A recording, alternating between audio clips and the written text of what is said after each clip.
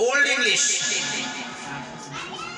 Old English का period start होता है 449 AD टू 1066 AD। इस दौर की जो अंग्रेजी है उसे हम लोग ओल्ड इंग्लिश के नाम से जानते हैं। The first period in the history of English is referred to by one of the following names: Old English, Anglo-Saxons and Anglo-Celtic। Old English का पुराना नाम एंग्लो सेक्सन है, एंग्लो सेल्टिक भी उसे हम कहते हैं। However, the earlier two names are more popular and used more often। दो नाम का प्रयोग बहुत ज्यादा किया जाता है। वो दो नाम है आपको, वो कौन कौन है? एंग्लो सेक्सन और ओल्ड इंग्लिश। तीसरा जो नाम है एंग्लो सेल्टिक, उसका यूज बहुत कम होता है। तो हम लोग अगर आपसे पूछे the old name of old English is, क्या ऑप्शन ढूंढना है? Anglo section. एंग्लो सेक्सन नहीं होने पर एंग्लो सेल्टिक, अगर दोनों है तो both. However, the earlier two names, ये हो चुका। The history of English begins with the coming of the Anglo-Saxons from Europe to mainland Britain। Europe के अन्य भागों से ब्रिटेन में, इंग्लैंड में जब एंग्लो सेक्सन ट्राइब्स आए तो उसके आने से ही अंग्रेजी की शुरुआत होती है। इसकी इतिहास वहीं से है। This period is from 8449 to 1066। 449 से 1066 ईस्वी का दौर है, वह ओल्ड इंग्लिश के नाम से जाना जाता है। These two dates signify two major events that change the course of history। ये दो डेट जो ऐसा है कि इतिहास को बदलने वाला डेट है। Anglo Saxons were first warlike tribes from Europe and their invasions in 449 changed Celtic Britain into Germanic England। Anglo section जो ट्राइब्स थे, जो आदिवासी समूह जो वहाँ के थे, ये मूल रूप से जर्मनी और डेनमार्क के लोग थे। इंग्लैंड में आकर के बस गए थे। ये युद्ध प्रेमी जीव थे, ऐसे मनुष्य जिसे युद्ध बहुत पसंद है, मतलब कि लड़ाई झगड़ा करने वाले लोग थे। और इंग्लैंड में आकर के बसे, और वहाँ के जो मेन लोग थे एंग्लो मतलब सेल्टिक जो लोग थे, उससे घुल मिल गए। The Norman conquest in AD 1066 resulted in the infusion of a large number of French words into the vocabulary of English from Europe to mainland Britain। और सबसे बड़ा चेंज यह हुआ कि फ्रांसीसी वंश के जो शासक इंग्लैंड में हुए, और इंग्लैंड पर जब शासन शुरू किया फ्रांस के जो राजा हुए, तो उन्होंने ज़्यादातर फ्रेंच वर्ड का यूज किया। तो अंग्रेजी में बहुत सारे फ्रेंच वर्ड आ गए। पहले तो एंग्लो सेक्सन वर्ड था, सेल्टिक वहाँ का लोकल लैंग्वेज इंग्लैंड का था, ये मिल गया दोनों। उसके बाद बहुत सारे ओल्ड जो भाषा है ग्रीक के वर्ड आए, फिर बहुत सारे आपको फ्रेंच वर्ड आए।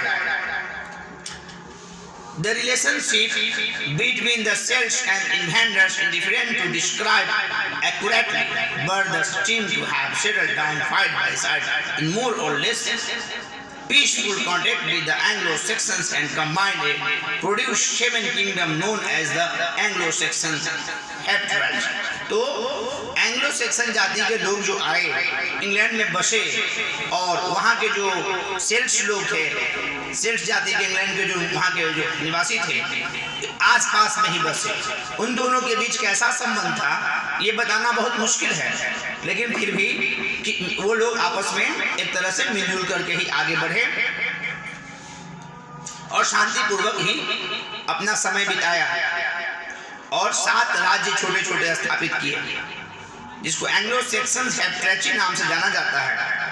The leadership of this kingdom gradually passed into the hands of the Saxons because of their better political understanding। और एंग्लो थे, सैक्सन थे, और वहाँ के निवासी सेल्टिक थे। एंग्लो अलग ट्राइब और सैक्सन अलग ट्राइब, ये 2 ट्राइब थे। और वहाँ के जो सेल्टिक थे जब राजनीति की बात आई तो इसमें सेक्शन लोग ज़्यादा आगे बढ़ गए, क्योंकि उसको राजनीति की समझ बहुत अधिक थी। तो जिसको राजनीति का समझ ज़्यादा होगा वही ना राजनीति ज़्यादा कर पाएगा।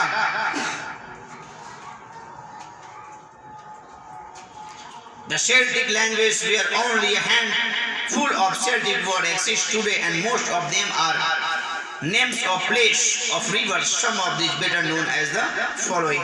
तो जो सेल्टिक वर्ड थे प्राचीन वहाँ का, जो इंग्लैंड के जो भाषा थी सेल्टिक, उसके बहुत सारे शब्द आज खत्म हो गए अंग्रेजी से, नहीं है। कुछ ही वर्ड्स हैं, खास करके ऐसे वर्ड्स हैं जो जगह के नाम हैं या नदियों के नाम हैं। For example Dover, Cumberland, Kent, London, York, ये सब सिटी है इंग्लैंड में। तो इंग्लैंड के जो नगर है उसका नाम सेल्टिक भाषा के वर्ड है। रिवर के नाम है, एवन है, थैम्स है, ट्रेंट है, डी है, डेरवेंट है। इंग्लैंड की नदियां, इसका नाम सेल्टिक में है। भैया सर सेल्टिक क्या है? एंग्लो है, सेक्सन है, सेल्टिक है, सारी भाषाएं क्या है? अंग्रेजी का ही पार्ट है। ये सब मिलकर के इंग्लिश बना है। जिस प्रकार हम लोग हिंदी में जानते हैं कि तत्सम तद्भव देशज विदेशज शब्द है ना, ठीक उसी प्रकार वहाँ एंग्लो है, सेक्सन है, सेल्टिक है, उसके बाद बहुत सारे वर्ड फ्रेंच है, लैटिन है, ग्रीक है, और उसके बाद हिंदी से भी कुछ, फारसी से भी कुछ, अरबी से भी वर्ड इंग्लिश में आए हैं। Some traces of Britain's Celtic past are also preserved in the first syllable of the names of some towns and districts in present-day England. और सेल्टिक लोगों के, सेल्टिक भाषा के कुछ शब्द और बच गए हैं जो इंग्लैंड के टाउन के नाम हैं, आज भी वो चल रहा है। These are Manchester, Winchester, Worcester, Gloucester, Lingfield, Aylesbury and Exeter. England के जो टाउन है, शहर के नाम है, नगरों के नाम है, मैनचेस्टर वगैरह है, वर्चेस्टर है, ये सब शहर के नाम सेल्टिक भाषा में हैं। और यही नाम है, नगर के नाम, जगह के नाम, नदियों के नाम, वही वहाँ की प्राचीन भाषा का शब्द अंग्रेजी में है। ये तो मोस्ट ऑफ द शब्द क्या हो चुके हैं? आउट हो चुके हैं, आज के डेट में यूज नहीं होता है।